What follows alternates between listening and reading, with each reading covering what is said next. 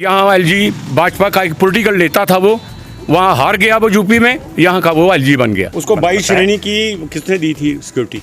जब वो महाराष्ट्र में घूम रही थी किसने दी सिक्योरिटी? कहाँ से आई सिक्योरिटी? अमर शाह साहब जो है होम मिनिस्टर ने दी। अब मैं चाहूँगा आप, क्योंकि मैंने बड़े मैं बड़ी तसल्ली से सुना, आप सुनने की क्षमता रखें। सुनूंगा, लेकिन पावर के नशे में अगर लोगों को भूल जाओगे तो गए, फिर चश्मा गुल हो जाएगा। ये कानून जो है ये ड्रैकोनियन लॉज है। ड्रैकोनियन एक इंग्लिश का वर्ड है, काला कानून है, इसको वापस ले लो। तो इसका मतलब ये हुआ कि अच्छे कानून नहीं थे, वो लोगों ने नहीं माना। देखिए, हिंदुस्तान का प्राइम मिनिस्टर लोगों से माफ़ी मांग रहा है कि माफ़ी चाहता हूँ, मैं आपको समझा नहीं सका या कुछ नहीं कर सका। माफ़ी तब मांगता है आदमी कि वो चारों तरफ से चित्त हो जाए। ये सारे कानून कांग्रेस गवर्नमेंट ने तैयार करके रखे थे, लेकिन हिम्मत नहीं हो रही थी कि इनको लागू करना। मैं इनके लिए भी कह सकता हूँ, ये कहीं बाहर जाते, हरियाणा के लोगों को समझाते, ये भी घर से बाहर नहीं निकले। ये जो पैसा है, इसमें बाबू जगजीवन लाल जी ने पैसा नहीं दिया था। हालांकि मैं इनके पास जम्मू भी गया था, घर भी गया था, 10 लाख मानना भी था। इन्होंने मुझे कहा था चुप हो जाओ, बोलना नहीं, कहीं से मैं चोरी करूंगा। इन्होंने एक पैसा नहीं दिया था अपने उसमें से। इनके एक पार्टी के एक वरिष्ठ, अभी वर्कर ही समझ लीजिए, रनौत जी हैं, वो हिमाचल प्रदेश से, जो एक्ट्रेस है लड़की, उसने कहा कि 1947 में भीख मांगी थी हमने, आज़ादी नहीं मिली हमें। 2014 के बाद जब मोदी साहब आए तो हिंदुस्तान आज़ाद हो गया। यार क्या बात करते हो आप? बहुत सारों को लग रही है कि 2014 के बाद किसी को जात पात से आज़ादी 2014 के बाद मिली, किसी को गुर्बत से आज़ादी 2014 के बाद मिली, किसी को अंधेरे से आज़ादी 2014 के बाद मिली। अब हमारी यहाँ पे आज़ादी नहीं थी, हम कीचड़ में घूमते थे, अब रोड का काम शुरू होगा तो हमारे लिए ये आज़ादी होगी। भगत सिंह जिसने फांसी का तख्ता चूम लिए, चंद्रशेखर आज़ाद, या बहुत सारे मौलाना आज़ाद, या उनके साथ और साथी जो थे, जो फांसी के तख्ते जिन्होंने चूम लिए, वो हुजूल में चलते रहे। क्या मानसिकता ये दर्शाती है पार्टी की? देखिए, कंगना रनावत जो है वो एक एक्ट्रेस हैं, अदाकारा हैं। भारतीय जनता पार्टी की मेंबरशिप उनके पास नहीं है, ना वो भारतीय जनता पार्टी के कोई किसी पद पे हैं। तो ये सरासर गलत होगा उसको भारतीय जनता पार्टी से जोड़ करके देखना।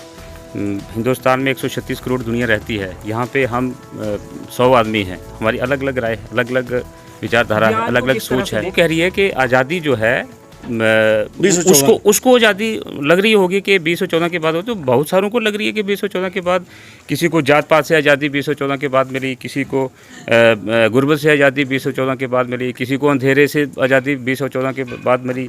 अब हमारी यहाँ पे आज़ादी नहीं थी, हम कीचड़ में घूमते थे, अब रोड का काम शुरू होगा तो हमारे लिए ये आज़ादी होगी। तो आज़ादी की परिभाषा अलग अलग है। हाँ, भारतीय जनता पार्टी का अगर कोई वर्कर, नेता, कोई मिनिस्टर, MLA अधिकारी बोलता है कि आज़ादी 2014 के बाद हुई, तो वो भारतीय जनता पार्टी का जवाब दी। उसको 22 श्रेणी की किसने दी थी सिक्योरिटी? जब वो महाराष्ट्र में घूम रही थी किसने दी सिक्योरिटी? कहाँ से आई सिक्योरिटी? अमर शाह साहब जो है होम मिनिस्टर ने दी। अब मैं चाहूँगा आप, क्योंकि मैंने बड़ी तसल्ली से सुना, आप सुनने की क्षमता रखें। सुनूंगा, लेकिन ये कान से सुनूंगा। पार्टी में फेयर होना चाहिए इनको कि भाई जिन्होंने देश की आज़ादी की लड़ाई लड़ी है वही हमारे लिए महान है। तो मुझे बहुत दुख लगता है, लेकिन मैं कंट्रोवर्सी में नहीं जाता हूँ। मेरा काम है डेवलपमेंट करना। इस वक्त मैं चाहता हूँ कि डेवलपमेंट हो जाए। बाकी 2014 के बाद किसी की एक सरकार आई यहाँ, PDP और उसकी, तो देख लो हाल तो PDP की क्या है और BJP की भी क्या है। दो दल आपस में टकरा रहे हैं। अब आज भी जिसको उन्होंने चीफ मिनिस्टर मान के चले थे, वो आज क्या अपना रास्ता दर्शा रही है। और BJP वाले एक पावर हंगरी था, उनकी थर्स्ट थी जो वो पूरी हो गई वहाँ जाके। तो इसलिए ये हर आदमी को पावर हंगरी रहा इस देश के अंदर, पावर की लड़ाई लड़ी है लोगों ने। और पावर के बाद जो पावर के नशे में होश में रहता है तो वही लोग याद करते हैं। जहाँ किसी की सरकार नहीं है, LG की सरकार है, और LG साहब पर chance government of India Bhajpa वालों की है। तो यहाँ LG भाजपा का एक पॉलिटिकल नेता था, वो वहाँ हार गया, वो यूपी में, यहाँ का वो LG बन गया। तो एक दूसरे की पॉलिटिकल एडजस्टमेंट है यहाँ पर। तो मैं समझूंगा कि आज भी यहाँ भाजपा की ही सरकार है। बात सुनो और गरीबों को आगे लेके साथ चलो, तभी आप इस पावर में रहोगे। नहीं तो पावर के नशे में अगर लोगों को भूल जाओगे तो गए, फिर चश्मा गुल हो जाएगा। भारतवर्ष इस वक्त सुरक्षित हाथों में है, नरेंद्र मोदी जी की सरकार में है, और नरेंद्र मोदी जी के हाथ में पूरा हिंदुस्तान इस वक्त इतना सुरक्षित है कि बाहर के जो जितने भी देश हैं अंतर्राष्ट्रीय लेवल पे आप देख रहे हैं कि किस तरह से भारत का एक कद जो है वो बड़ा है। इसके अलावा कोई सवाल है तो बात करिए। मेरी दुआ है कि प्राइम मिनिस्टर हमेशा रहे, जो मिनिस्टर जो है ये हमेशा रहे, मैं तो यही दुआ करता हूँ हर वक्त इनके लिए।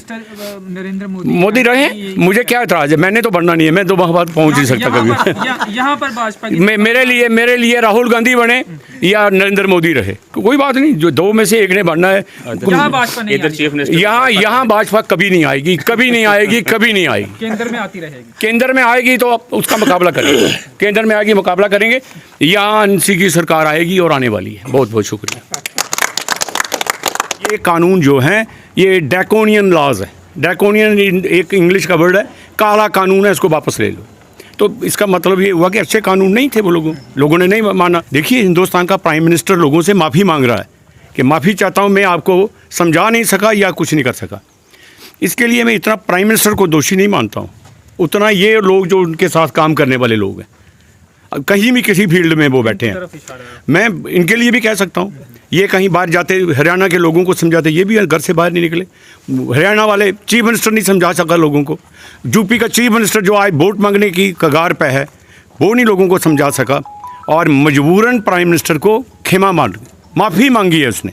माफ़ी मांगना छोटा वर्ड नहीं होता है, माफ़ी तब मांगता है आदमी कि वो चारों तरफ से चित्त हो जाएगा। विरोध इतना लंबा चला कि जिसमें 1 साल 14 महीने या इतना अरसा लग गया है, और 700 के करीब लोग मारे गए उसमें, और बहुत सारे लोग उजड़ गए, उनके घर उजड़ गए, और अपने घर बार छोड़कर लोग दर-बदर हो गए। और 1.5 साल के बाद जाकर सरकार को ये ज़रूरत महसूस हुई कि नहीं, ये कानून बदलने चाहिए, इसको रोक देना चाहिए। तो मैं प्रधानमंत्री जी का शुक्रगुजार हूँ कि उन्होंने लोगों की नब्ज़ देखी और कानून विथड्रा कर दिए। कानून रिपील के लिए उन्होंने पार्लियामेंट में, अभी आंदोलन ख़त्म नहीं हुआ, ये आंदोलन तब तक चलता रहेगा जब तक पार्लियामेंट इनको रिपील नहीं कर देती है। तो इसलिए ये जमहूरियत का तकाजा है। कानून सही थे, समझा नहीं पाए, अगर समझाते तो समझ में आ जाता, अच्छे कानून थे।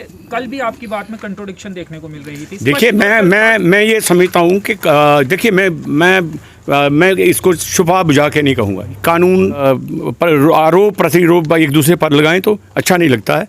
जो हो गया सो हो गया, लेकिन आने के लिए सुध लो, आने की बात अच्छी ढंग से करो। कृषि के बारे में बाबू जगजीवन लाल जी ने कहा, देखिए जितने भी कानून बने हैं, चाहे वो एनआरसी का है, चाहे वो आधार कार्ड जो बन रहे हैं इसका हो, चाहे वो ये कृषि का कानून हो, चाहे वो जीएसटी का कानून हो, चाहे वो नोटबंदी का कानून हो, ये सारे कानून कांग्रेस गवर्नमेंट ने तैयार करके रखे थे, लेकिन हिम्मत नहीं हो रही थी कि इनको लागू करना।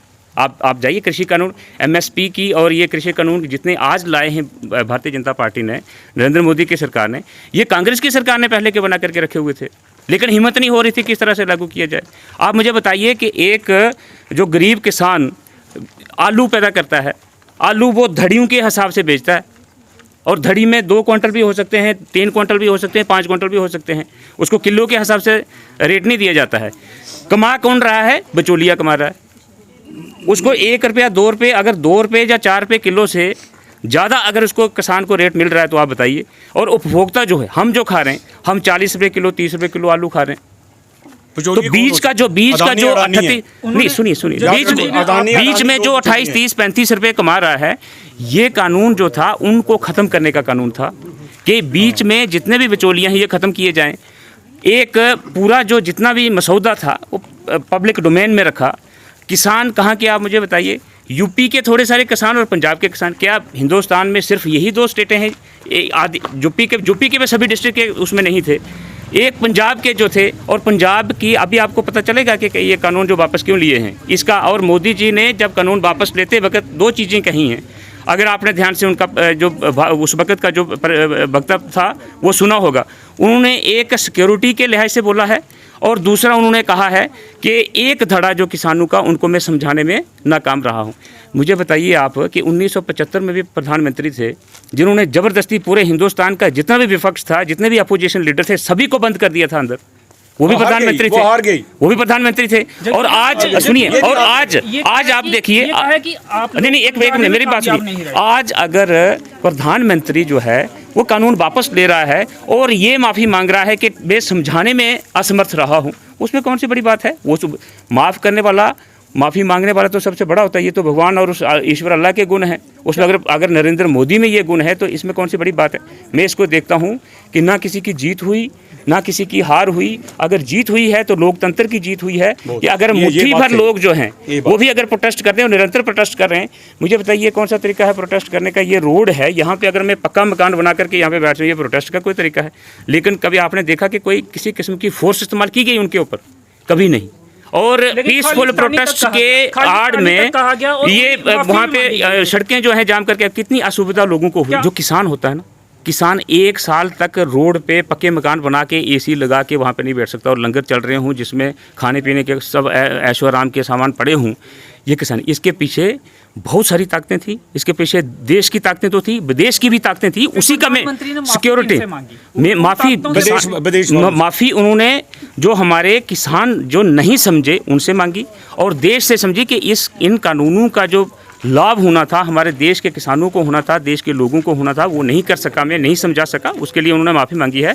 और जो उनका वक्तव्य है, बड़े गौर से आप सुनना उसको आज जा करके, उन्होंने सिक्योरिटी का जिक्र किया है कि सिक्योरिटी को जो अंदरूनी हमारी सिक्योरिटी है उसको भी खतरा था। तो इस परिप्रेक्ष्य में बहुत सारी चीज़ें आती हैं जो आस्ता आस्ता आगे खुलेंगी। तो मैं समझता हूँ कि हमें कोई ज़रूरत इस पर ज़्यादा नहीं है। हम ये समझते हैं कि आज का देश भारतवर्ष इस वक्त सुरक्षित हाथों में है, नरेंद्र मोदी जी के सरकार में है, और नरेंद्र मोदी जी के हाथ में पूरा हिंदुस्तान इस वक्त इतना सुरक्षित है कि बाहर के जो जितने भी देश हैं अंतर्राष्ट्रीय लेवल पे आप देख रहे हैं कि किस तरह से भारत का एक कद जो है वो बड़ा है। इसके अलावा कोई सवाल है तो बात करिए। पहले पॉलिटिकल कंसीडरेशन पे रोड दिए जाते थे, मंत्री साहबान आते थे, वो अनाउंस करते थे कि हाँ जी ये मेरी कंस्टिट्यूंसी है या फलां एरिया मुझे ज़्यादा वोट डालता है, तो उसके हिसाब से रोड अनाउंस किए जाते थे। अब ऐसी बात नहीं है, अब स्कीम्स हैं, स्कीम्स के क्राइटेरिया और उसका जो ले डाउन क्राइटेरिया कोई फुलफिल करता है तो वो रोड ही बनता है। जब हमारे मंत्री साहब भी हुआ करते थे उस वक्त मंत्री साहब डिसाइड करते हैं कि कहाँ पे काम होना है, कहाँ पे नहीं होना है। पॉलिटिकल एंगल से नहीं करते थे। अब मैंने बहुत सारी जगहों पर सड़कें दी हैं, तो मैं भी मिनिस्टर रहा हूँ, तो मैं पहले पॉलिटिकल एंगल नहीं देखता था, लोगों की मांग देखते थे। जब यहाँ इनका ही घर की तरफ सड़क जानी थी टोट की तरफ, तो that was the need of the hour. Jagjivan Lal था जिसको मीसा लगा था, PSA के अंदर मैं अरेस्ट हुआ था, और वो जंगल तोड़ करके मैंने सड़क इनके आज टोट और पिछले एरिया तक जा रही है। इनके घर की तरफ रोड मैंने लाई थी। हमारे DDC मेंबर साहबान को कि हर दिन एक उद्घाटन कर रहे हैं, तो कम से कम हम इतना इनसे अपेक्षा रखेंगे आइंदा कि ये साहब नहीं बोलेंगे कि काम नहीं हो रहे हैं। काम बहुत हो रहे हैं। बिजली का आपने देखा कि यहाँ पे ट्रांसफार्मर, उससे हमारा ये मोहल्ला जो है, उसके पहले जो पहले भी इन्होंने पुलियों वगैरह के उद्घाटन किए कि ये पब्लिक का पैसा है, ये ना मेरा पैसा है ना बाबूजी का पैसा है, किसी का जाति पैसा नहीं, ये पब्लिक का पैसा है। हमारे ऊपर जिम्मेवारी है कि हमने प्रायोरिटाइज़ करना है उसको। ये बात ठीक है कि साथ ही में जो पुली है 5 लाख रुपया वहाँ पे बाबू जगजीवन लाल जी ने अपने एरिया डेवलपमेंट फंड से दिया है। ये जो पैसा है इसमें बाबू जगजीवन लाल जी ने पैसा नहीं दिया था, हालांकि मैं इनके पास जम्मू भी गया था, घर भी गया था, 10 लाख मानना भी था। इन्होंने मुझे कहा था चुप हो जाओ, बोलना नहीं, कहीं से मैं चोरी करूँगा। इन्होंने एक पैसा नहीं दिया था अपने उसमें से। लेकिन जो 22 लाख, जिसमें देखिए हमारे DDC, मैंने पहले ही कहा कि हमारे डिस्ट्रिक्ट डेवलपमेंट काउंसिल के वरिष्ठ ये हमारे नेता हैं, मैं चेयरमैन हो सकता हूँ, लेकिन ये वरिष्ठ हमारे ये हो गए, बाकी भी 2-3 हमारे एक्स मिनिस्टर हमारी काउंसिल में हैं, और इनसे हम पूरा लाभान्वित होते हैं। जो भी तजर्बे की बात होती है इनसे हम सीखते हैं। 22 लाख का जो था वो मैंने रखा था डिस्ट्रिक्ट कैपेक्स से, इनसे हम लेंगे नेक्स्ट ईयर का, और भी जब यहाँ पे अगर कोई किसी किस्म की कोई त्रुटि पड़ेगी तो इनसे भी लेंगे। लेकिन इस बार इन्होंने यहाँ पे नहीं दिया था, पुली के लिए दिया था। वहाँ पे हमारी सरपंच साहिबा ने यहाँ पे रखा था इसकी ड्रेनेज जो ऊपर से पानी आता है ग्राउंड से, आपने 3 लाख रुपये रखा उसमें। हाँ, इन्होंने 3 लाख रुपये रखा है। पार्टियाँ हमारी अलग अलग हैं, आवाम तो एक है, हमारी लोग तो एक हैं, हम ही यहीं पे रहते हैं। बाबूजी आएंगे, सरपंच जी आएंगे, मैं चलूँगा, कोई आएगा, तो इलाका हमारा एक है। तो कम से कम हमें इस डेवलपमेंट के मुद्दे पे एक होना है। और वैसे भी हमारी पंचायती राज सिस्टम में हम सारे बने हुए हैं, कोई असेंबली में या पार्लियामेंट में नहीं है और दूसरा पंचायती राज में है। तो इसलिए मैं नहीं समझता कोई किसी किस्म का हमारा कोई विभाजन है या किसी किस्म की कोई हमें एक दूसरे को ललकारने की ज़रूरत है। हम सभी इकट्ठे होकर के, और भी जो हमारे मसले हैं जो बचे हुए हैं, हम सब इकट्ठे होकर